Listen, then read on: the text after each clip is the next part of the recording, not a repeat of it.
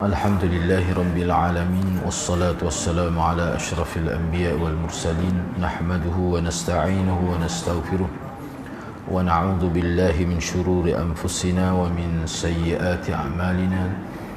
Man yahdihillahu fala mudilla lahu wa man yudlil fala hadiya lahu. Rabbi shrah li sadri wa yassir li amri wahlul 'uqdatam min lisani yafqahu qawli. Amma ba'd.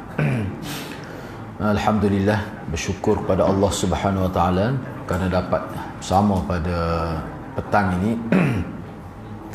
InsyaAllah pada petang ini kita akan sambung perbincangan kitab Akidah, Syarah Akidah Al-Sunnah wal Jamaah pada bab yang kedua, muka surat 45. Muka surat 45, iaitu pada bab yang kedua, kaedah dan prinsip Ahlus Sunnah wal Jamaah dalam mengambil dan menggunakan dalil.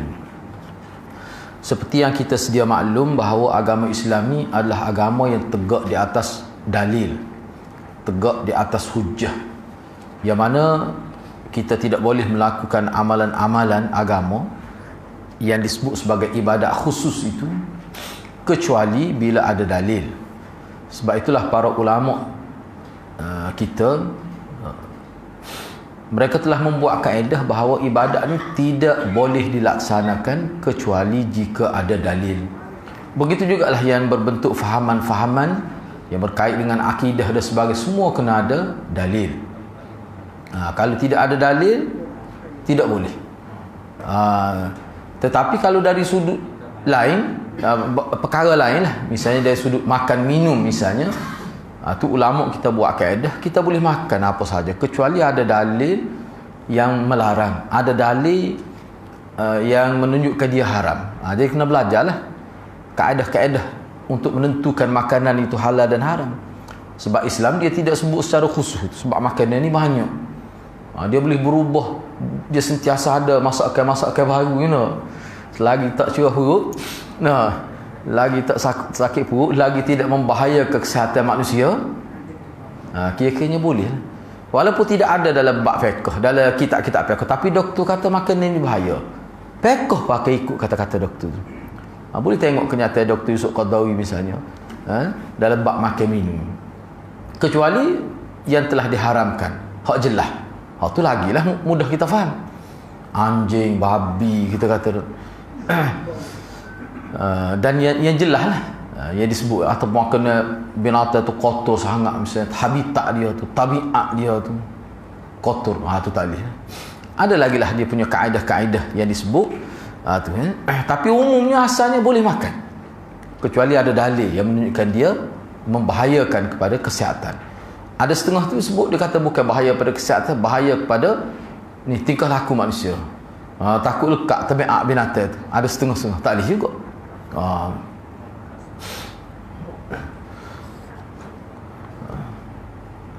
Baik, sekarang ni cuba kita tengok, bab yang kedua, kaedah dan prinsip Ahlus Sunnah wal Jamaah dalam mengambil dan menggunakan dalil. Ni kaedah yang perlu kita faham lah. Ni kaedah secara umum. Baik, yang pertama, sumber akidah, yakni kepercayaan umat Islam adalah kitab Allah, yakni Al-Quran, sunnah Rasulullah sallallahu alaihi wasallam yang sahih. Sunnah di sini makna hadis, sebab bila sebut sunnah, kalau mengikut istilahnya, maknanya sesuatu yang sahih daripada Nabi lah. Dan tidak dipanggil sunnah kalau tidak sahih. Jadi sini mas sunnah ni, kita bincang dah sebenarnya ni, pemakaian sunnah ni ada diterima pakai dengan makna hadis. Jadi maknanya hadis Rasulullah yang sahih. Sebab kalau istilah sunnah untuk kita amal, ni sunnah Rasulullah ni, itu maknanya perkara tu sabit melalui riwayat-riwayat yang sahih.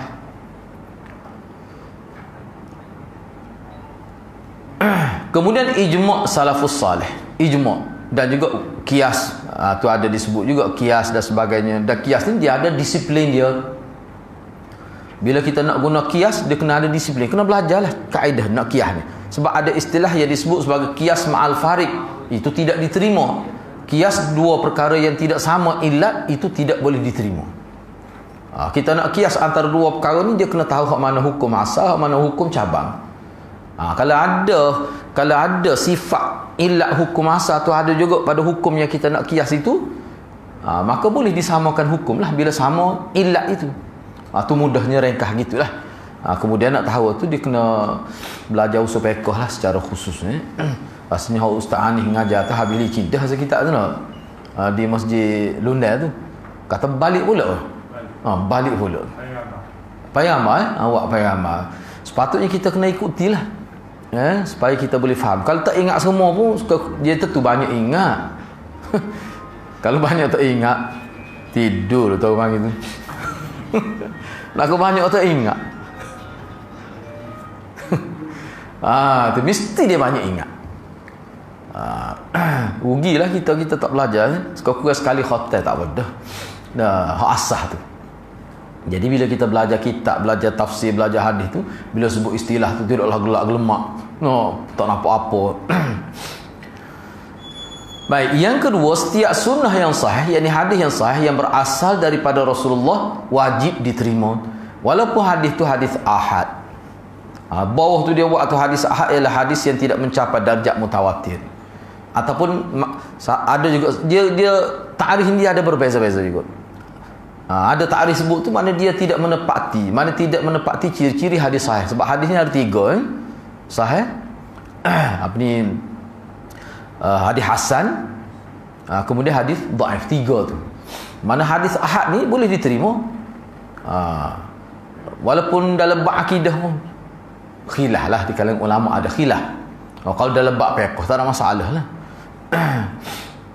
Setengah ulama kata tak, ahad ni untuk kita nak terima maklumat daripada hadis ahad ni furu' akidah, bukan usul akidah.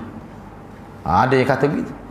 Tapi kalau hadis dhaif ataupun hadis hasan, boleh kata ulama tak terima. Dalam nak kita kata nak menyabitkan perkara yang usul agama, dia mesti sahih. Sahih ni ada pembahagian dia pula lah. Sahih tu bagaimana? Hasan pun begitulah juga. Kalau hadis dhaif lagilah banyak pembahagian dia. Asasnya dia bagi 3 tu. Hak ni kena belajar pula usul hadisnya. Rasa Ustaz ni buat mengajar juga ni. Saya pun baru nak mula sana. Tak amal dia hak usulnya, tak amal ngajinya. Kalau amal pun jadi aku cicok lama kau sikit kau pendek kau. Ujung-ujung tu kak. Nak sama amal dengan tok guru. Akhir-akhir je nak sama amal tu. Tak apalah. Kukuk mana pun kalau tidak dimulakan ilmu tu untuk peringkat masyarakat, sampai bila pun tak ada. Padahal ilmu ini dulu bukan ilmu universiti pun, ilmu masyarakat. Tapi orang kita ni letak awal-awal lagi payah-payah. Dia tak tahu gapo pun dia kata payah tu. Mereka tak ajar belajar pun. Baik. Jadi setiap sunnah yang sahih yang berasal daripada Rasulullah wajib diterima walaupun sifat dia ahad. Bawah tu dia buat lah, boleh baca semua lah itu. Dia ada antara ta'rif yang dibuatnya tidak menepati syarat-syarat hadis mutawatir, ataupun setengah tu tidak menepati gitulah. Dia ada beberapa ta'rif dia. Baik, dia buat dah bawah tu. Baik, Allah berfirman berkait dengan perkara yang kedua ini. Allah berfirman, "Wa ma atakumur rasul fakhudhuh wa ma nahakum an fantahu." Apa saja yang Rasulullah bawa kepada kamu bila sahih sanadnya, bila sahih jelas, fakhudhuh, wajib ambil. Saya terjemah wajib ambil, wajib amal, wajib berpegang. Dan apa saja yang Rasul larang melakukannya, fantahu, kena berhenti. Kalau buat dah kena berhenti, kalau tak buat lagi fajtanibuh, kena jauhi. Tu jelas. Ni orang panggil kerangka agama kita. Ni kerangka besar agama kita, asasnya begitu. Ni dalam bab ni, bab agama lah. Bab agama ni maksudnya bab yang berkait dengan akidah, berkait dengan hukum hakam, berkait dengan ibadat, syariat. Kalau berkait dengan kehidupan biasa ni, tu boleh kompromi. Misalnya nak buat rumah macam mana, boleh. Walaupun ada juga kaedah, kita nak buat rumah pun tak boleh buat rumah menyerupai rumah ibadat orang kafir, tak boleh. Atau buat rumah tu sepuluh masjid, sebiji sepuluh masjid. Orang singgah ingat aku masjid, kena ke rumah dia. Tak boleh juga gitu. Kena tahulah asas-asas tu. Mentaka rumah ni boleh berlaku, dia pakai wak, tak boleh. Ada setengah rumah kita tengok spot-spot Hindu, kejut kita kelih. Malah ayat lah mananya di Kelantan kita ni tak ada nampak orang duduk yang kelih pun takut. buat aku kreatif doa. Tu tak boleh. Kalau siapa gitu tak boleh. Ataupun sebiji sebuah masjid, tak boleh juga. Siapa orang jadi tu kaneng orang. Orang pakai kereta tengok, ya Allah kau ni. Tak ada nampak tulis masjid ke pun. Tak boleh juga gitu, jangan buat gitulah. Tu. Jadi itu dia panggil kaedah umum. Kaedah umum, itu adalah kaedah umum. Baik. Jadi sebenarnya perkara-perkara tu pun sebenarnya ada kitab khusus juga tu, yang perlu kita tahu. Yang kita perlu tahulah. Cuma kalau kita belajar hadis secara lengkap akan dapat semua tu. Itu yang kedua. Yang tiga, yang menjadi rujukan dalam memahami Al-Quran dan As-Sunnah ialah nas-nas, yakni teks Al-Quran dan hadis Nabi sallallahu alaihi wasallam. Yang mana ni orang panggil tafsir Quran dengan Quran, atau tafsir Quran dengan hadis yang sahih. Ni hak paling baiknya tafsir Quran dengan Quran. Kita memahami ayat Quran ni dengan ayat Quran yang lain. Hak tu terbaik. Tapi kalau tidak ada penjelasan dalam Quran terhadap ayat Quran, maka cari hadis dalam hadis. Maknanya hadis ni mufassir pada Quran. Ni kena belajar khusus lah pula ni. Jadi pemahaman salafus salih dan para imam yang mengikuti jejak mereka serta dilihat erti yang benar dari bahasa Arab. Jadi kita antara mana dia panggil iktimad. Seseorang nak jadi ahli tafsir, dia kena iktimad kepada tokoh-tokoh tafsir yang diiktiraf. Dia tak boleh nak tafsir ikut cara dia. Tak rujuk nah ulama, orang panggil ulama tafsir. Dia kena rujuk. Ada ke ulama tafsir yang sudah diiktiraf? Misalnya tafsir Ibn Abbas ke, atau para sahabat lagi tu. Ni dia tafsir tu tak ada sebut nak ulama mana tafsir. Ni awak sendiri ke lagu mana? Dia kata, saya nampak gitu. Tadi lagi nampak gitunya dia kata. Tak boleh tafsir Quran gitu. Itu bukan kaedah tu, bahaya tu. Jadi lepak pesan gitu. Tak boleh gitu. Bahaya. Na'udzubillahi min zalik lah. Dosa besar tu.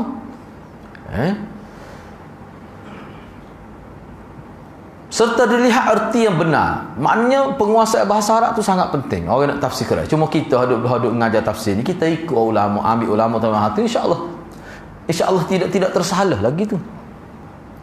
Jangan guna akal, jangan tafsir bil ra'yi.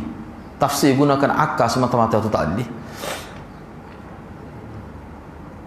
Jika hal tersebut sudah benar, maka tidak dipertentangkan lagi dengan hal-hal yang sifatnya berupa kemungkinan menurut bahasa. Jadi kalau sekiranya melalui ayat Quran lain kita sudah faham dengan jelas, terang dah makna ayat itu, ataupun dengan hadis, tak perlu dah kita nak lihat dari sudut bahasa. Kalau lihat dari sudut bahasa itu sebagai dia panggil dalil sokongan. Perlu juga. Yang keempat, prinsip-prinsip utama dalam agama, yakni usuluddin. Prinsip-prinsip utama dalam agama, orang panggil asas agama, usul agama, semua telah dijelaskan oleh Nabi SAW. Siapa pun tidak berhak untuk mengadakan sesuatu yang baru yang tidak ada contoh sebelumnya. Apalagi sampai mengatakan hal tersebut sebahagian daripada agama. Allah telah menyempurnakan agamanya. Wahyu telah terputus dan kenabian pun telah ditutup. Sebagaimana firman Allah, Al-yawma akmaltu lakum dinakum wa atmamtu alaikum ni'mati wa raditu lakumul Islam madina. Pada hari ini itu maksudnya hari ketika Nabi baca ayat Quran ni, zaman dia hidup tu hari ini.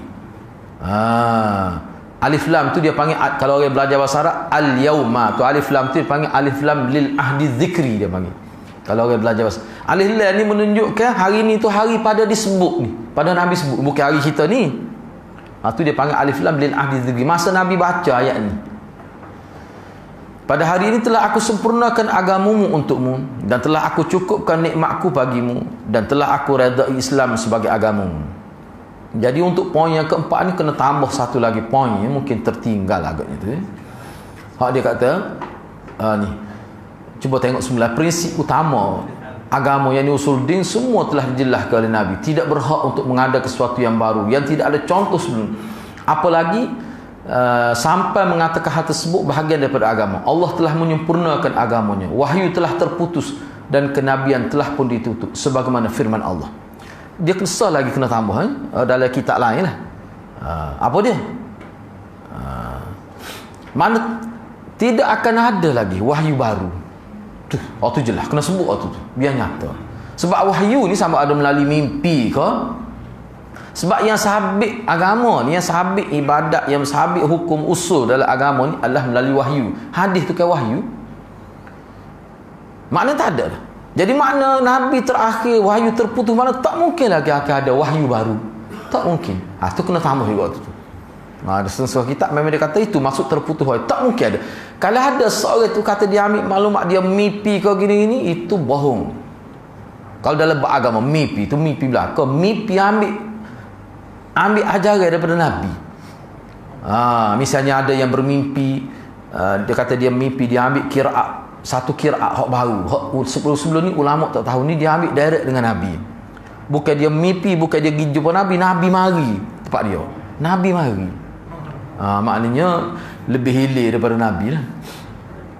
Ilim nah. Sebab Nabi mari, bukan kata dia pergi dah. Tu ada kan dalam internet tu ada. Jadi dia sampai, dia kumpul anak-anak murid dia sampaikanlah satu qiraat tu. Ni dia ambil direct daripada Nabi sallallahu alaihi wasallam, kata dia lah. Jadi bagai-bagai lagu tu hadirat dia panggil ngabai peringkat tinggi, dia panggil. Tu. Bukan rendah-rendah dak tu. Dia panggil ngabai peringkat tinggi. Dia ada juga apa peringkat rendah-rendah ni. Ni apa peringkat tinggi. Jadi kita sebagai umat Islam ni, dia sepatutnya perkara-perkara gitu, sepatutnya institusi agama dia kena ijtihad tu. Kalau sampai peringkat tu orang boleh berbohong, disiarkan secara live, proses dia menyatakan bahawa qiraat baru hasil pada mimpi dia sepatutnya pihak institusi agama dia kena prihatin. Dia kena prihatin tu. Dia kena ijtihad tu kau tahu tu. Dia lebih pada ialah setengah-setengah ustaz tu silap sikit panggil selalu. Baguslah tu, kita pun setuju tu kalau panggil. Hak ni berat lagi ni. Makna kalau dia test, mana saya ingat dia test market, dia tengok ni orang Timur ke tak. Rupanya orang Timur. Lepas ni ada lagi mimpi lain. Tu ya. Bahaya tu. Bahaya, sangat bahaya. Penipu besar. Boleh dia gini, kalau mengikut Imamul Haramain menyatakan sesuatu daripada dalam bentuk gitulah, macam seolah macam tu lebih pada hadis, jadi wahyu lah pula tu. Kalau sebab Nabi kita kata hadis lah. Kalau mengikut Imamul Haramain sebar dengan sengaja, dah tak ada tahu perkara tu tak boleh sebar dengan sengaja, jadi kafir gitu.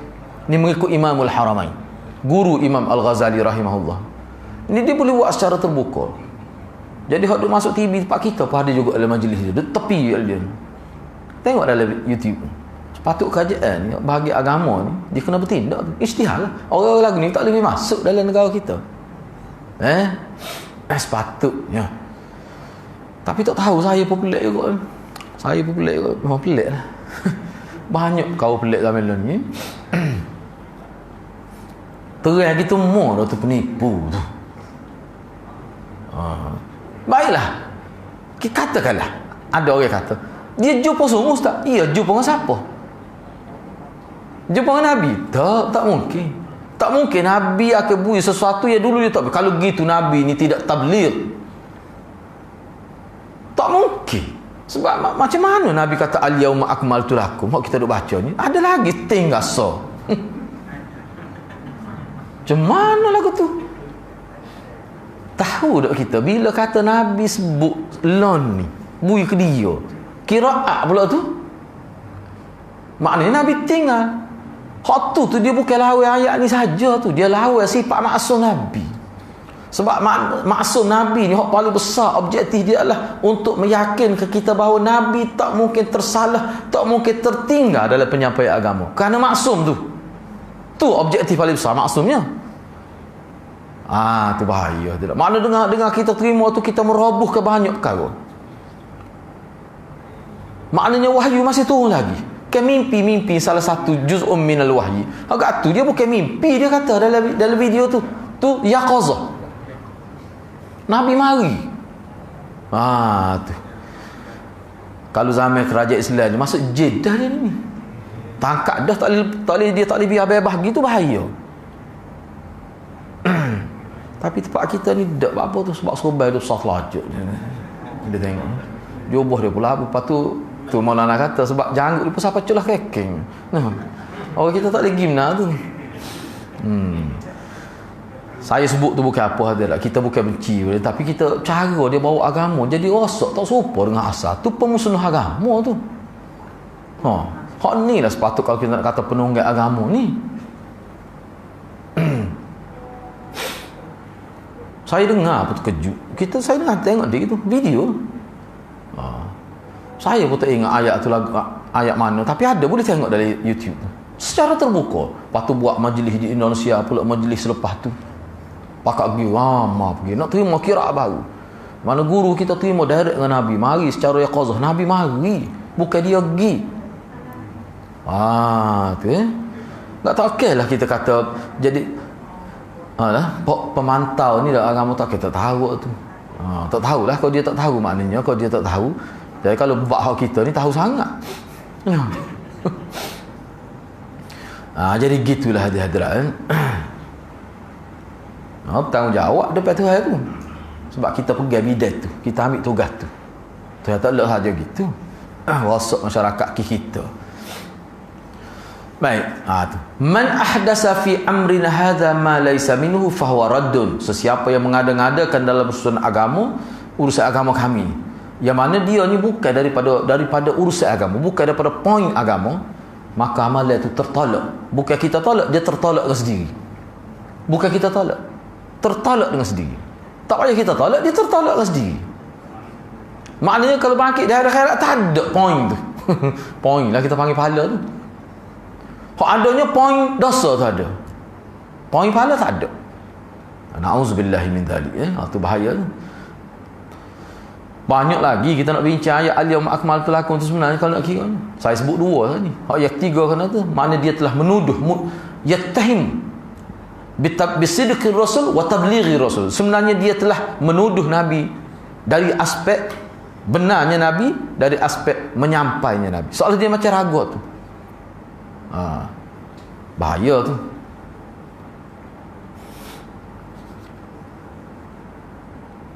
Kita pun fikir, saya pun fikir, bila saya tengok tu, saya kata, macam mana umat Islam boleh terima ni? Terkejut kita, terkejut saya tengok. Terima direct dengan Nabi, orang boleh terima. Kalau zaman dulunya katak tu, nanti kau siapa pihak institusi, pak itu dia kajian timbuk dulu kau kapun tu kalau zaman dulu tu bawa gitu. Kalau zaman Islam kuat dulu. Batu orang tak berani lah ni, dia berani, dia terasa lepas ni. Mari pula selepas pula. Report tak cakap report. Orang ambil report kata tak ada masalah gapo ni. Hak kena dia terima report pula tu. Tu dimaklum pada saya lah. Sebab perkara ni ada di report lah. Itu kata tak ada apa pun. Hak dia terima report tu. Yang kelima berserah diri, yakni taslim.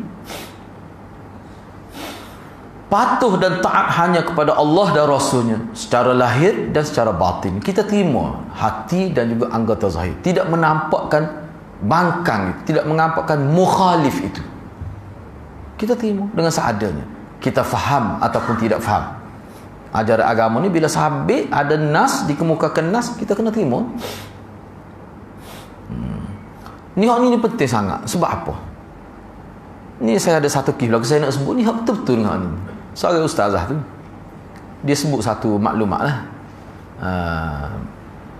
Maknanya bila kita bagi salam tu, antara sunnah besar dia kata, tu yang kita terkejut. Sebelum kita bagi assalamualaikum tu, kita kena niat. Kita bagi salam kepada malaikat, kena niat bagi salam kepada Nabi, dan kena niat bagi salam kepada seluruh umat Islam. Itu fadilah besar, sunnah besar. Terkejut kita. Keterkejut ke apa? Sebab kita ngaji semaya ni habis kita tak jumpa tu.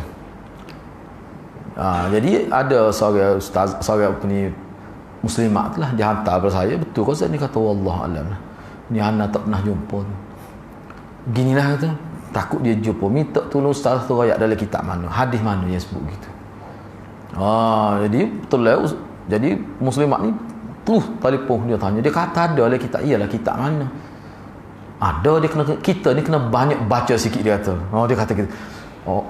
Tu cara kita boleh tahu tu agak tu kalau ada yang lalu.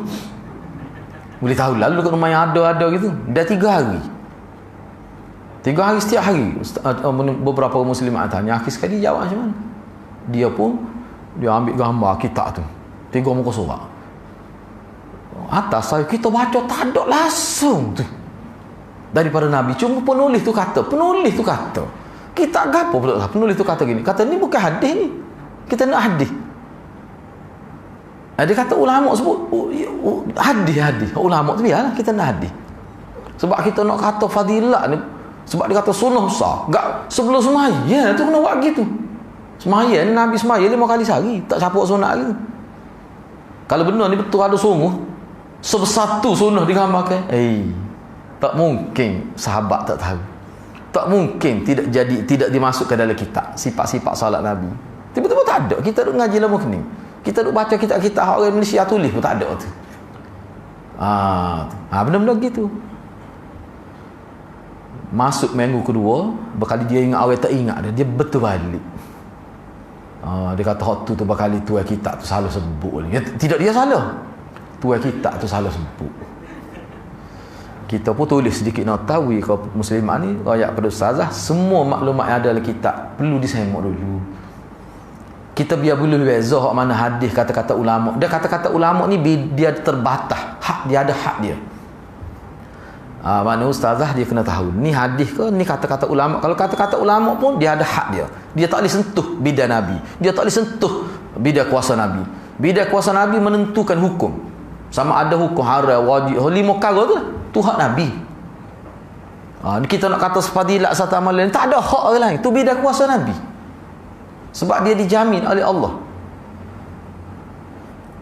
Saya tulislah situnya, kata tanyalah ustazah tu, dia boleh terima ke tak saya nak hasan nikah 400. Ada dalam kitab ke ni? Boleh kau terima tu. Lepas tu dalam kitab fiqh Syafi'i sebut, kalau dalam sebuah negara Islam, rumah orang kafir tidak boleh tinggi pada rumah orang Islam. Tidak boleh tinggi dari segi fiqh. Boleh terima kau tu. Terima hak tu asal agama. Maknanya itu pandangan siapa? Tak mungkin Nabi waktu. Tak mungkin Nabi waktu beri pendapat tu. Adalah pendapat ulama ni. Sebab tu masa saya belajar, guru saya kata, pakar hak ni, rosak ni. Adalah kita Arab benar. Dia ingat orang Arab ni. Siapa orang Arab kita pun? Cuma tu bahasa Arab. Ni bahasa Melayu. Orang kita ni kacak Arab ke halih lalu. Pok kacak orang putih cerdik lalu. Sungguh tu tak faham. Orang kita dia ingat bila kacak orang putih mesti cerdik. Berat lagu tu. Jadi kau tahu kacak putih tak cerdik, boleh jadi email. Bodoh sungguh tu Bila nak cerdik, patutnya tipu kat orang sama pun. Benda-benda gitu Jadi kita pun lemah juga tersapak hari tak itu. Jadi kita orang Islam ni kita kena tengok hak dia gini, hak benar ni, hak benar. Dia tak berkait dengan bahasa. Mana ulama kita, ulama kita. Tapi kalau ulama semua dia boleh bahasa Arab. Sebab syarat dia. Na'udzubillahi min zalik. Cuba tengok, tidak menolak, berserah diri, tak patuh dan taat hanya kepada Allah dan Rasulnya secara lahir dan batin. Tidak menolak sesuatu dari Al-Quran dan As-Sunnah yang sahih. Baik menolaknya itu dengan kias, yakni secara analoginya, ataupun perasaan, ataupun kasyaf. Dia buat iluminasi. Kasyaf ni hadrat. Dia nampak baru orang tak nampak. Mana dia kalau orang kasyah, kita baca kitab kasyah ni, mana dia lihat tu bukan dengan mata kasar dia. Dia lihat dengan basirah, kononnya gitulah. Kasyah. Bagi ilmu ladunni dia kata. Baik, saya nak tanya lah, ilmu ladunni sah ke nak buat hukum? Ilmu ladunni terpakar ke dalam nak menyabitkan hukum? Tak terpakar sikit rabuk tu. Sebab ilmu ladunni ni kita nak buat pengesahan macam mana? Dia salah kan? Enggak apa-apa kita ni kalau dia kata dia nampak, kita nak kata mana? Dia kata Nabi mari rumah dia hari ni. Pukul apa? Kita tanya kita pukul apa? Dia pukul apa? Dia kata pukul 3. Kalau gitu dia mari mana dulu, sebab pukul 2 dia mari mana? Pukul 3 baru pergi ustaz. Tak ada apa. Doktor ni kata pula, jadi mana lepas tu? Pukul 3 4:30. Mana kata mana? Tak kira dia kata tak boleh lah, kena pergi mana sore sudahlah. Apa pergi juga mental? Kata apa Nabi nak pergi mana? Boleh buat hijau ke dalam agama gitu? Bagi tak boleh pakar tu. Agama dia tidak asal benda-benda gitu. Baik, Saya nak tanya lah, tak biar. Nak ayatnya fitrah manusia tolak. Kalau ada lah seorang kita nak wakna tu, memang orang cerita dia ni kasyah, dia nampak. Pok dalam dada orang nampak lagi. Nak wakna tu. Kalau lama tak sih. Sakit kepala kita boleh nak tu lagu tu. Main nampak hak tu. Oh tak boleh. Maknanya barang tu bukan barang keperluan manusia. Kalau barang perlu semua orang nak. Kecuali orang jenis-jenis gang itu nak. Wah dia tidak nak dalam hati kita dia boleh baca. Wah ya tu. Nabi tak boleh baca dalam hati sahabat.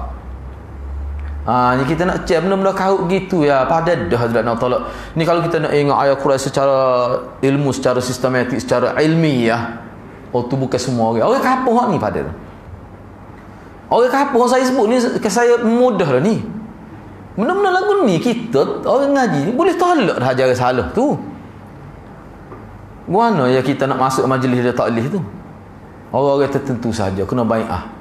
Ada satu hak tu seorang perempuan telefon saya ni pelajar universiti. Dia kata ustaz kena pergi 5 kali baru dia beri satu bai'ah sanak tu. Masa kata tak sah lah kalau ilmu lagu tu. Tak sah. Kalau ilmu jenis pesen bai'ah tak payah lah. Bukan style dia gitu. Nak pakai sobel bocah tu tak betul tu. Bukan kita kata kafir, kita tidak kata sah, kita kata tak betul, cukup dah. Tu sebenarnya gitu pada dah. Masalah kita nak hukum ni saya sebut ni apa saya tekan sangat ni. Kita sebagai kapur ni sebab gini, setengah orang kata kita nak tahu mana ustaz kita orang kapur bukannya alim pun. Moga dia royak, moga dia ustaz ngajar agama. Inilah benda-benda ni. Misalnya kalau dalam bab sahabat kita boleh ikut. Tapi biarlah. Sebab tu saya tekan sangat ngaji kena ramah guru. Kita tak belagangi dengan guru tu serua perkara. Kita kena ambil kira hak kita belagangi dengan dia. Banyak ketemu tu. Hak tak belagangi serua perkara tu tengok pula bahagia apa. Kalau sekadar bab pekoh saja contohnya isu ni kan. Tak nak sabar benda tak perlu bising pun. Hak ni kata tak payah mai jemaah lah hari ni. Hari ni lepas dah. Tak payah mai zuhur saja. Kan kita duk ngaji dengan saat itu. Kalau hujan lebat pun tak payah dah. Hujan lebat dah. Boleh mai zuhur dah. Dan kita belajar lah. Lepas tu ni berat lagi. Iyalah kalau hak ni mufti ni kata tak, dia kata apa mufti tak serupa. Tak serupa banyak. Bukan tu saja. Tauliah tak boleh tu. Saya ada tauliah sih. Tapi pergi negeri lain bukan pergi Thailand. Pergi Malaysia juga tak boleh. Tak pelik. Benda pelik banyak di Malaysia ni. Mana setiap negeri kena, mana kita kalau buah negeri di Malaysia ni semua kena ada tauliah. Penuh gini poket tauliah. Dah kalau 13 mana hak tauliah sini tak boleh di negeri lain. Padahal pelik tu. Tak ganjil tu. Profesor hak ngajar mesti kena ada tauliah juga. Tak ganjil. Tu pelik tu. Mufti kena ada tauliah juga. Ni harap dulu mufti dia tengah mengajar. Mana mufti kita lebih kurang ni. Pelik tu. Dia kata untuk mudah pemantau. Ya, kalau nak pantau boleh tengok dalam internet. Betul ke tak betul. Hak tak betul tu ada tauliah setengah-setengah tu. Kita bukan nak bukan kita nak tolak ketetapan itu buat, tapi pelik cara praktikal dia tu. Sebab tu kadang kita fikir untuk apa sebenarnya tauliah ni? Untuk apa sebenarnya? Jadi gitu. Tapi kukuk mana pun kita tidak menafikan perkara tu perlu. Tapi makna cara tu. Gitulah.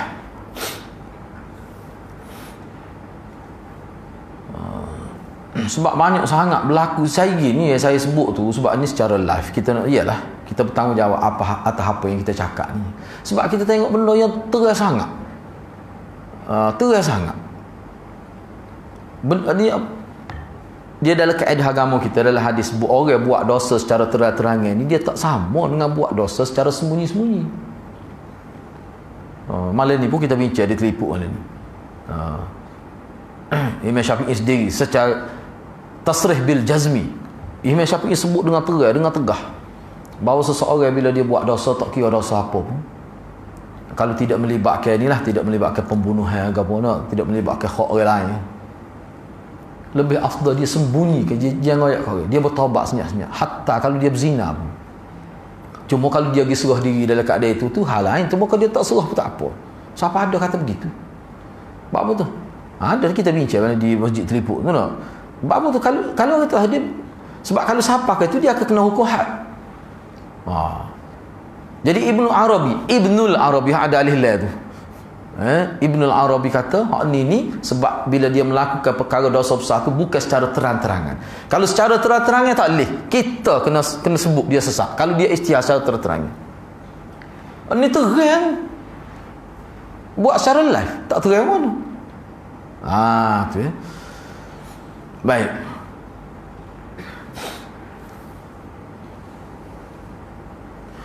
Atau penyingkapan tabir rahsia sesuatu yang gaib, ucapan seorang syekh ataupun pendapat imam-imam dalamnya, hak ni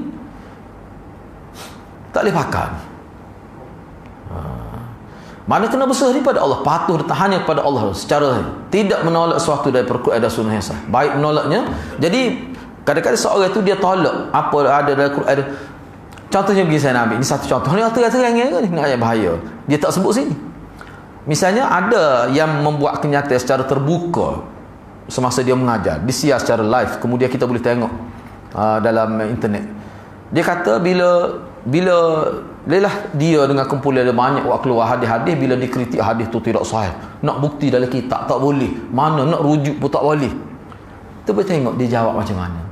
Dia kata kita kena faham ada setengah-setengah hadis ni tak ada dalam kitab. Lepas tu duduk mana tak ada dalam kitab? Duduk dalam dada ulama. Dia masuk ke dada ulama tu, kok mana tu? Tak boleh rujuk dalam kitab. Dia pun beristilah, dia kata tengok Imam Bukhari terima 900,000 hadis, tapi ada 7,000 lebih dalam. Hak lebih lagi di mana? Hak tu duduk dalam dada ulamanya. Masalahnya apa Imam jahil pelik ni lah. Kenapa jadi Imam Bukhari tiap waktu ambil buah kitab apa? Duduk oleh dada dia. Maknanya hadis tu bagi dia tidak sapa tahap hadis. Maknanya dia tapih. Hadis-hadis ni kalau duduk oleh dada kita, dada ulama, dia selamat umat. Kalau hadis tu tak betul. Sebab tu Imam Bukhari tidak jelaskan. Buat apa? Jadi rosak masyarakat. Bila kita waktu ubik. Jadi hak dia waktu ubik adalah kitab dia tu hadis yang sahih. Hak ni yang selamat untuk masyarakat. Jadi buat banyak waktu ribu duduk oleh dada dia. Dia hafal. Tapi dia tak sebut tu. Apa? Pun masyarakat kalau kita sebah tu. Jadi cuba bayangkan seorang yang boleh bercakap gitu. Mana dengar dia kata bahawa hadis-hadis yang kalau kita tak boleh rujuk dalam kitab, mana setengah-setengah ulama tu duduk al dada. Di mana dia terima secara syafawi daripada dulu. Daripada orang ni secara syafawi. Orang panggil sistem ke tu? Orang panggil sistem ke begitu? Orang tak panggil sistem tu. Orang panggil autar, dia panggil. Tu. Bukan sistem tu. Tapi bahaya ke dia boleh kecek secara terbuka, bahaya dadak. Anak murid dia terima. Anak murid di Kelantan dia terima. Anak tu kelebihan dia kata hubungan rahani dia tu, hubungan rahani. Lepas tu ulama kita duk jual mati-mati dengan ada sanak sehingga boleh tak terpakai seolah-olah. Makna hak ni besar ni kesesatan dia kecek gitu tu. Soal dia nak menafikan sistem hadis. Yang mana sistem tu tak ada dalam disiplin ilmu lain kecuali agama kita saja ada. Semacam nak tolak tu. Rosak tu lagu tu. Punah. Benda-benda gitu besar tu. Keluar daripada orang yang masyarakat terima dia. Kita nampak kecil lah. Sebab tu saya ingat perkara ni tak silapnya Dr. Zaimi pernah ulah dia ni. Boleh tengok situ. Tu besar tu, dia telah merosakkan satu disiplin ilmu hadis. Bahaya tu. Lepas tu kalau gitu masing-masing, sebab tu ulama kita kata laulal isna' laqala man sya'ama. Kalau tak ada sanad, tak ada disiplin ilmu hadis tu, semua orang boleh berdakwah gini semua masih boleh dakwah. Sebab tu dah ada demo, dah ada kawin pada juga. Dada tu guru kawin besar lagi dada dia orang dada demo. Bergerak lagu tu. Ni sebab tu hak ni hukum mana walaupun mungkin setengah orang dia kata tuai kitab ni kerah lah. Bagi saya hak ni perlu tegah, tak boleh main-main dalam bab ni. Cuba tengok dalil dia mana. Fala wa rabbika la yu'minun hatta yuhakkimuka fima syajara bainahum thumma la yajidu fi anfusihim haraja mimma qadaita wa yusallimu taslima. Apa maksud dia? Fala warabbika, maka tidak, demi Tuhan engkau, la yu'minuna, mereka tidak beriman dengan sebenar-benarnya, hatta yuhakkimuka, sehingga mereka menghukumkan engkau, yakni menjadikan engkau sebagai hakim, fima syajara bainahum, dalam isu yang berlaku, pertelingkahan yang berlaku di kalangan mereka. Dia jadikan kamu sebagai kata pemutus. Summa la yajidu, kemudian tidak ada rasa, tidak terdapat fi anfusihim haraj, dalam hati-hati mereka puasa tak puas hati, puasa susah, puasa macam tak puas hati, tak ada. Mana terima dengan redha sungguh. Qadaita mimma qadaita, terhadap hukum yang engkau putuskan, wa yusallimu taslima, dan mereka terima dengan penuh ikhlas. Terima sungguh, tak rasa was-was rasa. Tu orang panggil orang berimeh tu. Tu baru panggil orang berimeh. Allah juga berfirman, wa ma atakumur rasul fakhudhuhu wa ma nahakum anhu fantahu wattaqullaha innallaha syadidul iqab. Ujung ayat ni kena perhati molek ujung ayat ni. Apa yang diberikan, apa yang dibawakan oleh Rasul kepada kamu, wajib kamu terima, dan apa yang Rasul larang kepada kamu buat, wajib kamu tinggalkan. Kalau hak buat dah, kalau tak buat lagi jauhi. Ni ayat ni turun kepada orang Arab yang dia buat banyak, dia buat perkara Nabi larang, kena tinggalkanlah. Dan takutlah kepada Allah. Ujung ayat ni. Penting dan takutlah kepada Allah, sesungguhnya Allah itu sangat dahsyat seksaannya. Maknanya apa? Makna orang yang tidak ambil, tidak patuh kepada arahan Rasul, bahkan langgar perintah Rasul, laksanakan, buat apa yang Rasul larang, ni balasan dia. Sebab Allah sebut Allah ni, azab dia tu sangat syadid, teruk sungguh. Itulah balasan kepada orang langgar perintah Rasul. Mana beratlah. Ayat ni ada unsur ancaman. Ayat ni ada unsur ancaman kepada orang yang melanggar titah perintah Rasul. Yang keenam, dalil akli. Dalil akli, dalil akal yang benar akan sesuai dengan dalil nakli, nas yang sahih. Kita boleh guna akal sebagai dalil, tapi dia tidak boleh bercanggah dengan Quran hadis. Dia tak boleh bercanggah. Kalau tak guna akal, masalah. Sesuatu yang qat'i, yang sudah pasti, dari kedua dalil tersebut tidak akan bertentangan selamanya. Apabila sepertinya ada pertentangan di antara keduanya, maka dalil nakli, yakni ayat Quran ataupun hadis, harus didahului. Kalau bertemu dalil akal dengan dalil nakli, dalil nakli ni mana? Dalil yang diambil daripada Quran dan hadis, itu dia panggil dalil nakli. Nakli mana yang dinukilkan. Kalau bercanggah dengan akal kita tak boleh tolak Quran dan hadis. Sebab itulah ulama, itulah kita duk guna di Masjid Telipuk tu ni, dia panggil hadis-hadis yang kira-kiranya kalau kita tengok kita jadi confused. Hadis muskil dia panggil. 13 jilid. Sekali dengan tahqiq dia lah. Imam Tahawi main terkenal dia dengan sebab kitab tu. Dia kumpul hadis-hadis yang kira-kira timbul kemuskilan. Jadi dia cuba selesaikan.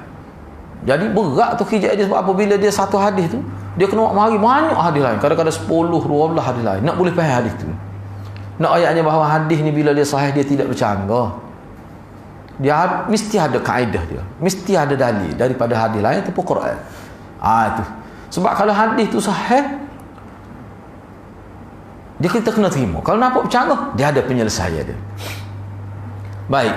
Jadi kadang-kadang akal kita tak boleh nak terima sesuatu tu. Kerana hidup kita ni, hadis-hadis Nabi, dia bukan setuh kehidupan dunia saja. Kadang-kadang dia setuh kehidupan dalam kubur, kadang-kadang dia setuh tentang kehidupan di alam lain, dia setuh sesuatu yang berlaku di alam mithal misalnya.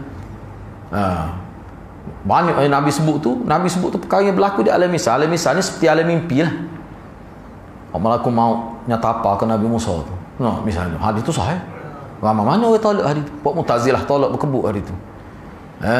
Maklas mana, bukan maklas mana meninggal, Kasih Ahmad pun tolak hadis tu. Apa tu? Tapa malakul maut. Nak sabar. Dia kira. Padahal benda tu ada dalam huraian ulama, mudah kita faham ni alam mithal. Adalah huraian dia tu. Baik. Saya ambil lagi ni. Jadi maknanya akal kita kena guna seluas-luasnya, tetapi dalam kerangka dia untuk memahami nas. Tidak boleh sama sekali pemahaman akal tu bercanggah dengan nas. Tidak boleh. Kalau bercanggah, kita kena tolak akal kita. Maksud dianya Al-Quran dan Sunnah yang sahih selama-lamanya tidak akan bertentangan dengan akal yang waras. Kalaupun seolah-olah seperti bertentangan, maka yang harus didahulukan adalah Quran. Kalau nampak bertentangan, kita kena tolak akal kita. Tolak tu sama ada KIV sekejap, kita kata tawakuf. Tawakuf ni KIV lah. Tawakuf ni mana nak cari penyelesaian. Kita tanyalah ulama-ulama tu ataupun rujuk dalam kitab. Kalaupun seolah-olah bertentangan, maka yang harus didahulukan Quran dan hadis. Kerana Al-Quran dan hadis adalah maksum. Maksum di sini maknanya dipelihara oleh Allah. Itu mana maksum. Sedangkan akal tidak maksum. Dah. Al-Quran dan sunnah tetap. Sedangkan akal berubah-ubah. Al-Quran dan sunnah mutlak. Sedangkan akal manusia terbatas. Dia punya pencapaian dia tu terbatas. Cuma itulah hadis ni secara umum ni, secara umum kita bicara ni. Boleh jadi kita kata dia faham Quran dah tu. Sebab itulah kita kata nak faham Quran faham hadis dia kena belajar. Panggil ilmu alat tu dengan usul tafsirnya, dengan usul hadisnya, usul fiqhnya, mustalah dia kena faham semua tu. Tu. Hak tu pun ada lagi salah. Sebab tu kalau kita tengok kukuk mana pun hadis hadirat kita kena faham. Ni perkara perlu kita faham. Katalah ulama pun khilaf juga dalam satu hadis, tapi tak mungkin dia khilaf dalam bab usul. Tak ada. Tak sedaya. Kalau ulama khilaf benda tu bukan usul. Adakah ulama kita menafikan surga ni ada? Tak ada. Hak khilafnya surga tu kekal lagu mana? Hak tu khilaf. Hak tu bukan usul farah. Semua terima surga tu ada. Kalau tak ada kata surga ni tak ada. Rosak akidah. Cumanya ada khilafnya. Maksud kekal neraka tu mana tak akan rosak sampai bila-bila ke? Ada ulama kata ada kemungkinan, ada kemungkinan. Hak tu bab farah usul. Sampai satu ketika atas dasar rahmat Allah tu bersangka baik kepada Allah, Allah akan hapuskan. Ni orang panggil manusia hak kekal. Hapus kira hilang dia, tamat riwayat dia. Tapi hak duduk dalam surga tak ada seorang apa khilaf kata surga ni sampai satu ketika Allah musnahkan juga surga. Tak ada seorang ulama kata gitu. Sebab hak tu dia lebih sesuai dengan Rahman dan Rahim Allah Subhanahu Wa Taala. Jadi kalau ada khilaf benda tu tidak usul tu. Sebab khilaf ni lah, tidak khilaf di antara kita kata kaedah pendekatan tauhid. Ni khilaf ni kata tak boleh pakar berkenaan dengan apa ni Asy'ariyah ni kata tak boleh. Maknanya benda tu bukan usul tu. Tu yang jadi khilaf tu. Sebab tu bila kata tidak usul tu lah ulama kata boleh terima semua lah dia tidak usul. Kita terima juga Asy'ariyah, terima juga ni. Cuma kita nak mengajar nak pakar mana? Atas kita lah. Kita rasa mudah mana. Begitu ya benar, tak perlu duk bala. Siapa saling menyesatkan di antara kedua belah pihak tu, itu barang tidak perlu. Perkara yang tidak perlu dalam agama kita. Sebab orang kita ni dia boleh bala tu. Dia jadi segar kalau boleh bala. Pas itu saya tengok pukul 3 pagi tak apa lagi kalau boleh dodan dalam FB. Benda tu tak perlu pun. Hak tenang jadi tak tenang. Tu. Na'udzubillah tu syaitan boleh mempermainkan kita bila kita tidak jaga sunnah tu. Baik, cuba tengok lagi. Akal manusia ni memang terbatas. Tak kira lah dia ni setahap mana pun. Tahap mana pun. Tak kira. Terbatas. Sebab tu Nabi, cuba kita fikir, Nabi ni cerdik tapi terbatas. Sebab itulah Allah cover Nabi supaya Nabi tak tersalah. Tu ya maksum tu Nabi. Kalau kita baca dalam kitab, dia ada satu buku sekarang ni, saya sudah terjemuh dah baru 20 muka surat baru 20 muka surat kat kitab. Kat 500 muka surat tak tahu bila. Baguslah buku tu. Dia bicara khusus seperti buku maksum Nabi. Sangat menarik poin dia. Bagus ni. Maknanya kalau kita faham molek tu payah kita nak terjebak ajaran salah ni. Antara dia sebut poin yang paling besar. Dia kata kenapa jadi Nabi? Dan Nabi tu Allah pilih dia. Apa jadi maksum tu? Maknanya Nabi tu dia tak terangkat nilai manusia tu. Tak terangkat. Sebab tu letak maksum tu. Nak cover dia. Tidak kata Allah upgrade dia jadi tak lupa. Tu jadi Tuhan dah lah. Cuma beri maksum. Maksum ni dalam bidang apa? Dalam bidang agama. Secara khususnya maknanya Nabi ni kalau dia bercakap, dia buat kenyataan dalam bab agama tak mungkin tersalah. Dia boleh tak ingat, tapi bukan dalam bidang agama. Dalam bidang kehidupan biasa mungkin. Yang maknanya hak tu tidak akan jadi sesat manusia. Tu makna maksum.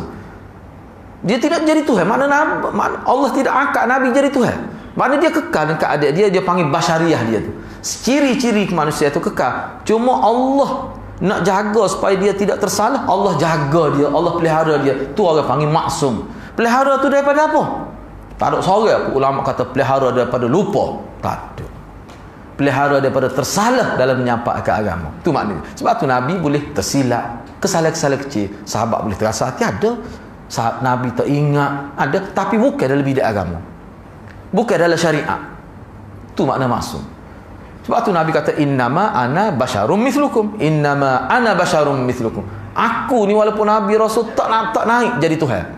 Untuk manusia situ Nabi.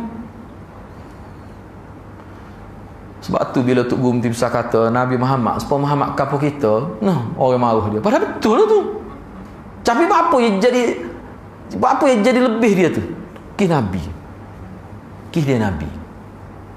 Kisah dia Nabi. Bila dia Nabi, kita wajib patuh. Apa kita tak wajib patuh Muhammad kapal kita? Muhammad kapal kita. Bukan sekadar tak wajib ikut, tak boleh nak ikut. Ikut rosak kadang-kadang tu. Apa? Sebab dia tak ada sifat maksum. Moga dia manusia biasa. Hak Nabi ni manusia biasa. Tu pucudik yang kira. Orang panggil Al-Amin. Tapi tak boleh nak ikut semata-mata dia Muhammad. Kita ikut dia, kisah dia Nabi. Nabi lagi mana sifat dia? Wakil Tuhan. Nak tahu mana dia wakil Tuhan? Mana dalil? Quran. Waktu paling besar. Lepas tu mukjizat lain tu bersifat semasa. Orang dulu kita tak pernah tengok mukjizat tu. Hak adanya Quran. Hak kita boleh nampak len. Dia boleh belah bulan. Hak tu semasa. Bersifat semasa. Hak tu untuk orang zaman dia. Tu tak beriman. Tak beriman. Pada tengok nah, bulan terbelah ke kata 2 kali terbelah bulan. Duduk timur Sabara. Belah. Tengoklah kau. Dia kata sihir pula. Manusia jenis kah pedal, pakhla ni pada. No. Dia kah pedal terus. Itu sebenarnya. Jelas bau buku sangat bagus bagi saya. Tebal juga buku tu 400 surat lebih. Tapi kita baca terus nengung gitu.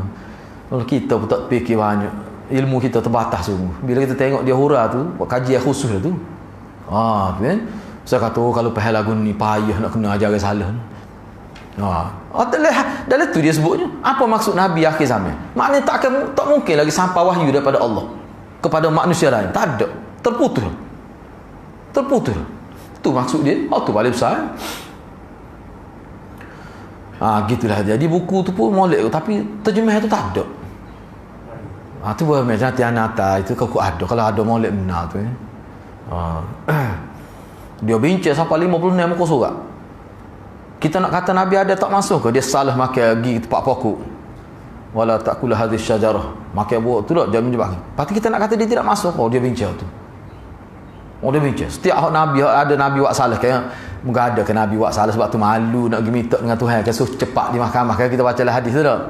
Nabi kata. Lepas tu nak kira masuk lah. Mana boleh buat salah? Tu.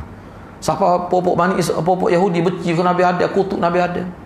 Siapa Syiah benci kepada Jibril tu. Kisah Jibril salah bukan benda kecil, salah siapa wahyu.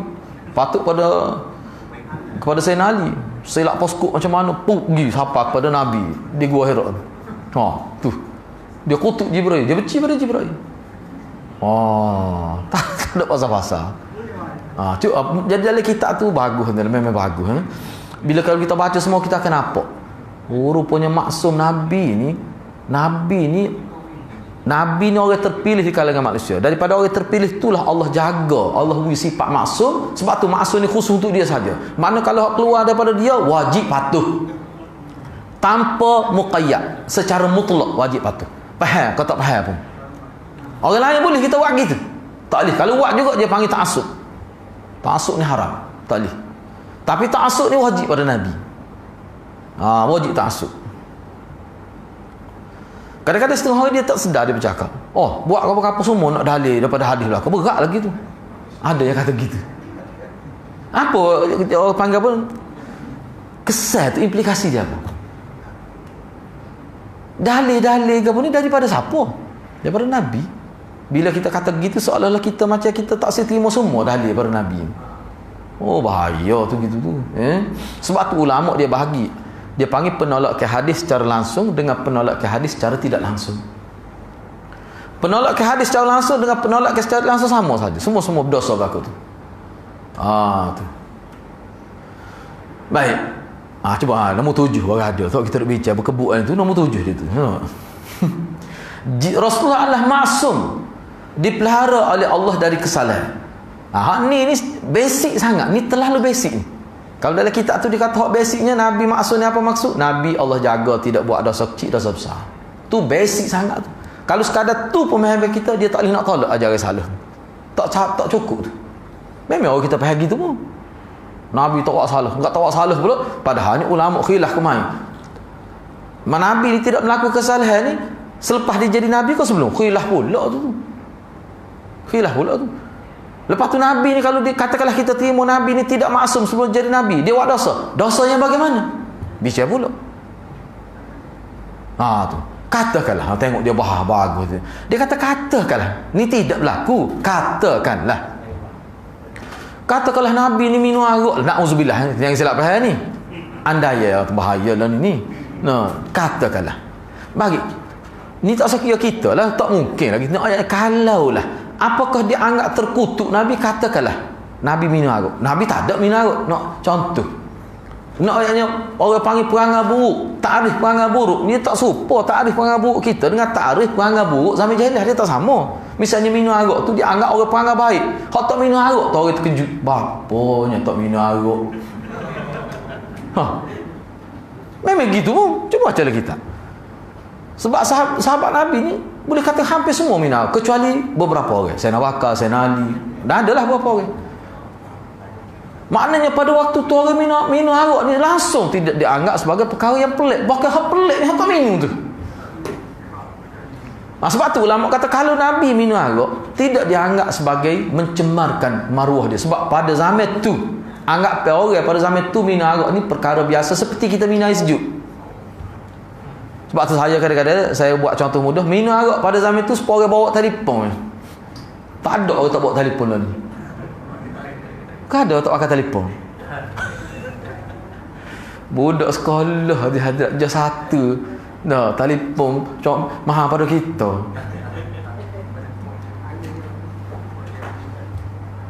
Saya pernah dia kata ustaz, dia kata beli kat telefon molek sikit. Budak tu kata kita.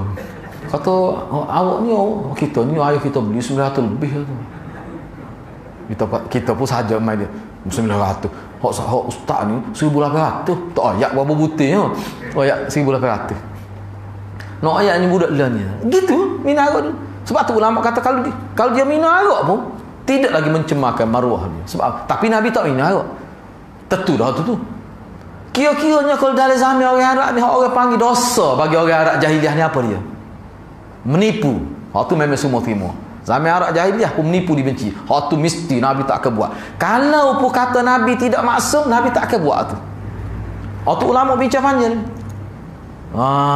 Tu. Mana setiap misalnya dusta, bohong, dusta, menipu, benda-benda hak kira-kiranya secara fitrah manusia tak terima, orang tak ada agama terima, tak mungkin Nabi buat tu. Walaupun kita kata Nabi tidak maksum. Zaman tu. Kalau kita terima Nabi maksum selepas dia jadi Nabi, hak tu pun dia tak buat. Bahkan ulama kita kata Nabi ni perkara-perkara yang orang zaman jahiliah anggap perkara tu molek, perkara tu tidak dianggap mencemarkan maruah. Tapi kalau dalam Islam ada unsur tak molek hak tu akan datang, syariatnya akan datang. Allah jaga dah Nabi. Misalnya, Nabi dalam riwayat Bukhari sebutkan Nabi malam-malam Nabi ni kena ingat Nabi ni masa dia remaja tu dia pelihara kambing, dia tidur sekali dengan kambing daripada pasir. Nabi kita ni kadang tak khabarnya. Memang kita ni jari-jari khabar sebab tu dia kuat mimpi tidur semacam. Pernah dalam riwayat tu Nabi dengan beberapa sahabat dia nak pergi lah tengok moga malam ni orang Arab dia ada tempat danduk dia tu gypsy dan sebagainya duduk menari. Nabi nak pergi lah bunyi sedap sangat budak-budak duduk cerita dah. Pergi sahabat nerah lah 3 hari tu. Mana Allah jaga. Sebab tu ulama kata Allah jaga Nabi ni sejak masa kecil lagi. Sebelum jadi Nabi lagi. Mana orang yang kata Nabi ni maksum sebelum jadi Nabi, kuat juga dalil dia. Cuma saya naknya akhilah. Tapi kita kena faham lah. Orang yang kata Nabi tidak maksum pun dia tetap tak buat benda-benda tu. Benar walaupun benar tu kalau dia pergi tempat orang nari pun tak ada orang kata tak molek pun zaman tu. Hak tu pun Nabi tak buat. Orang yang kata Nabi tidak maksum pun dia terima hak tu. Dia terima hak tu. Tak apalah tidak. Baru muka surat 51. Nabi kita ni kita baca tu. Lepas tu bila Ustaz? InsyaAllah selepas pilihan raya PR15 ni kita akan baca kitab tu. Dah habis insyaAllah. Doa lah. Kita ni buat kita cakap kitab sudah lah. Politik kita doa pada Allah SWT. Biar Allah beri kebaikan. Hak tu sepatut umat Islam buat. Kita nak ngepek orang Allah, tapi doa jangan tinggal. Ambo pun ngepek ikut pada setengah-setengah mimpin kita gerai sini. Tapi jangan tinggal doa, ya Allah. Dia tahu Islam tu. Kena ingat tu. Nak marah-marah pun tak boleh lupa tu. Dah lama tak doa lah. Jangan mampu pergi dah tu. Tak kena orang Islam gitu. Salah besar tu. Bukan berakidah pun. Kita nak marah-marah, setuju tak setuju hal lain. Kita manusia mesti kita ada setuju ada tidak. Tapi siapa kita seolah-olah dia tidak Islam, kita cara kita layan, cara kita bercakap, salah tu ada tak. Kita benci dia seolah kita layan seperti orang tidak Islam dia tu. Tak boleh. Kena ada batas itu. Sebab tu kita doa. Tapi hal salah kita akan kata salah. Tapi kita nak guna bahasa kita, saya sebut ni hadirat, moga dalam FB macam-macam lah. Allah lemuh kita tengok. Tapi tak saya tengok, nak tengok. Kalau tengok rumah di kepala kita, ngaji molek akidah ni. Selagi dia Islam, tak boleh kita buat gitu. Walaupun kita tak setuju, walaupun kita yakin dia salah dalam bab ni. Tu cara orang agama. Orang agama dia kena gitu. Sebab tu kita ngaji hadis ni, berpada-padalah kita nak marah orang tu. Hak pentingnya bila pilihan raya ni, kita rasa hak mana. Bismillahirrahmanirrahim. Dengan nama Allah aku pakah ni. Bismillah molek. Agaknya betul. Moga kita ni hadirat. Wakil-wakil ayat kita tak kena molek pun. Rasul raya. Hak duduk ceramah atas tu molek belaka nampak tu. Hak sebenar. Hak sebenar kita tak kenal. Sebab tu kita lebih banyak serah pada Allah SWT. Cuma kita doa minta pilihan kita ni betul. Gitu ya. Kadang-kadang hak kita sangka baik pun tak baik pun. Kita tak tahu. Nak tahu dari mana? Moga dia bukan orang sini. Dia jadi wakil sini. Nak lagu mana? Sebab tu kita tak boleh lepas dengan Tuhan. Kena doa. Tu. Dan saya sampai hari ni pun ingat Tok Guru saya sebut, kalau berkat doa kita menyebabkan dia tu berubah besar pahala kita. Tok Guru saya kata kena beringat tu. Besar tu pahala tu. Tapi kalau kita kutuk kata tu boleh rasa tu. Itulah ya. Baik, yang terakhir cuba tengok ya. Jadi hak maksud ni insya-Allah saya pun memang nak baca sebab sebahagian tu sekitar 20 muka surat tu saya pernah bentai dah di satu program.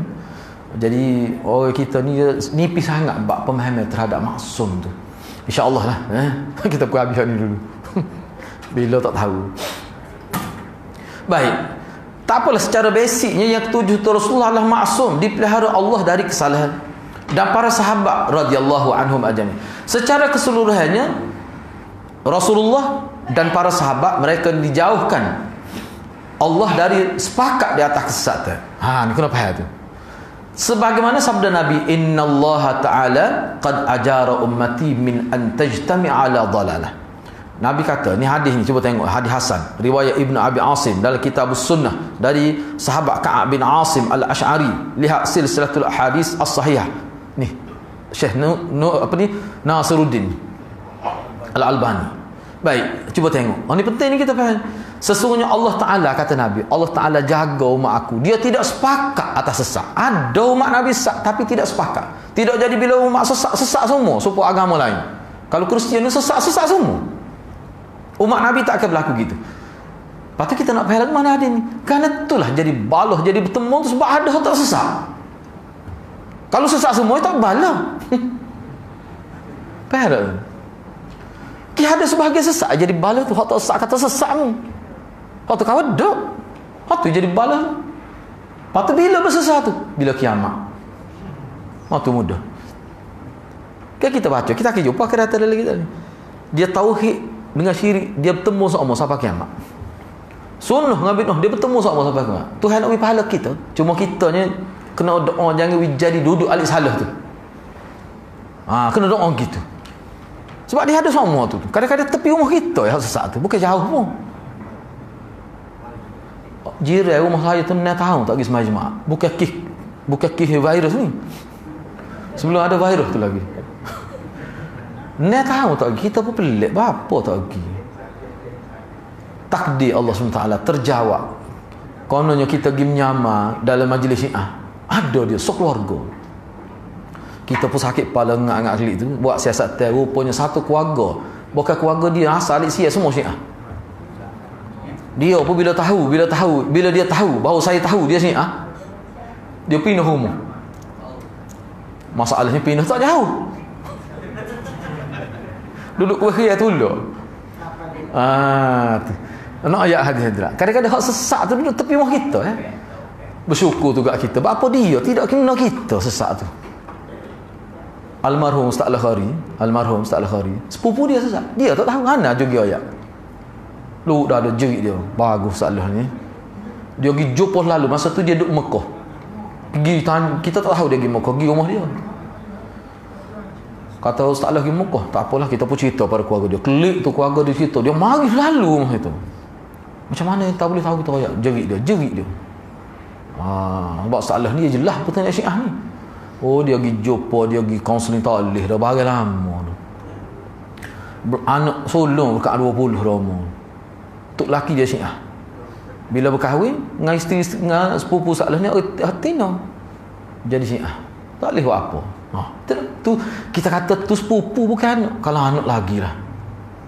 Tapi sedih lah sebab keluarga. Kita ni sedih juga. Kita kena rasa sedih lah sebab walaupun bukan anak kita tu sama agama asalnya. Kena penyakit tu Syiah. Kita kata kena penyakit ayah peng berat dah. Arkal berat dah ni dak berat lagi ni. Na'udzubillah min zalik. Tu Ustaz Allah jerit dia. Lala itu siapa yang saya ingat lagi. Dia kata kita duk ayat kau Syiah sesak kena anak-anak kita sendiri, dia kata. Gua Ustaz Allah dia ada tulis buku juga kena Syiah sesak ni, Ustaz Al-Khari ni. 500 lebih tulis kitab. Mula 5 kecil besarlah kamu bahasa Kelantan pun ada tulis. Rajin tunggu. Itulah kebaikan manusia. Dia walaupun meninggal ke banyak khazanah lah. Jerit dia duk sebut kali Allah kena anak-anak kita tu kat doa ayat kau Syiah ni sesak gini. Tuhan uji kita kena sepupu sendiri. Awak dah kena lama. Dah keluarga suami dia ni adalah pendakwah. Baik. Sebab tu kita tengok umat Islam kita ni, dia tak ada bila kata sesak merangkumi semua, tak ada. Dia adalah stop sini. Tu ada. Tapi nak kata sesak ke sudah tak ada. Ni kita kecek secara umum ni. Kalau kita nak kecek tentang sahabat Nabi ada buat dosa ke? Ada. Tapi sahabat Nabi tak boleh nak bukti walaupun satu hadis kata Imam Khattabi bahawa sahabat Nabi berkekalan melakukan dosa sampai mati. Tak ada. Ada buat dosa. Malam ni pun kita bincang Ma'is Al-Sami dan Imrah Ghamidiyah misalnya. Siapa kena hukum rejam sampai mati. Tapi itulah Nabi kata taubat dia tu boleh menampung umat ini. Besar taubat dia. Nabi semaya jenazah dia. Baik, namun secara individu tidak ada seorang pun dari kalangan sahabat itu yang maksum. Tak ada seorang ulama kita kata sahabat Nabi ni maksum. Hatta waka tak ada. Jika ada perbezaan pendapat di antara para imam atau yang selain mereka, maka perkara tersebut dikembalikan kepada kitab Allah dan sunnah Rasulullah sallallahu alaihi wasallam dengan memaafkan orang yang keliru dan berprasangka baik bahawa ia adalah orang yang berijtihad. Ulama-ulama yang tarah ijtihad mujtahid ini kalau dia salah boleh pada. Jadi kena ingatlah contohnya gegar ini macam-macam kutuk ni kira dia. Kira kata tak perlu sembahyang jemaah hari ni. No. Dr. Zu kata ni kata mufti ni kata gini, benda-benda gitu bahawa kita buat aku tak biasa khilaf dalam bab fiqh. Benda gitu pun saling menyalahkan. Padahal sama parti dah tu kira-kira tu. Bab belakang ni dah tu. Isu kecil tu sebenarnya. Kan kita duk belajar ke dalam saya pada ke hujan pun tak gidah mai jemaah. Termasuk jemaah ni termasuk jemaah tu lah. Hak tu buat tak payah dah. Padahal hujan. Kalau kita beri ada perincian dia lah. Ni berat lagi. Jadi benda-benda gitu tak boleh dah. Dah tempat kita, dah ulil amri tempat kita. Tidak nak bicara lagi tu ulil amri tu hak Kelantan ke Malaysia ni ulil amri. Tak biar kita ambil Kelantan saja dulu. Ulil amri Kelantan. Dia kata kena gigi lah. Pelik apa? Lepas tu kalau duduk perlih dah ulil amri dia kata tak payah. Tak payah. Tak dosa kita. Tak suka kan main rumah. Sekala duk main rumah. Dia ada masalah lain lah tu. Kadang-kadang orang kita ni begitu. Jadi hal tu tak memang tak sedap lah kita dalam bab pekoh gitu. Sepatutnya kita terima lah. Tempat-tempat ada kih misalnya tak. Tempat-tempat ada kih. Benda-benda gitu dah. Kita ni setengah-setengah kita kena harap lah pada kerajaan ni. Biar kita percaya pada kerajaan setengah-setengah. Bukan setengah-setengah perkara. Maknanya banyak perkara lah. Janganlah kita ni ukuran kita ni dia bukan puak kita. Tak betul berlaku jadi. Kira rosak. Bab pekoh jadi gitu juga. Tak boleh lagi tu. Gitulah hadirat. Jadi poin yang ke-8 tu kita bincang semula lah insya-Allah ya. Jadi doalah mudah-mudahan kita ni kita boleh tak tala kita baca. Waktu sangat menarik Saya pun hati baca kitab tu maksud kita nampak dengan jelas. Insya-Allah kalau boleh faham tu dia boleh tolak ajaran salah. Okey, ada apa-apa persoalan ke? Kalau ada boleh kalau nak tanya berkait dengan perbincangan kita ni. Okey, kalau tak ada apa-apa persoalan kita tangguh setakat itu dulu. Mudah-mudahan Allah berkati kita semua. Aku qouli hadza wa astaghfirullahal azim li wa lakum. Assalamualaikum warahmatullahi wabarakatuh.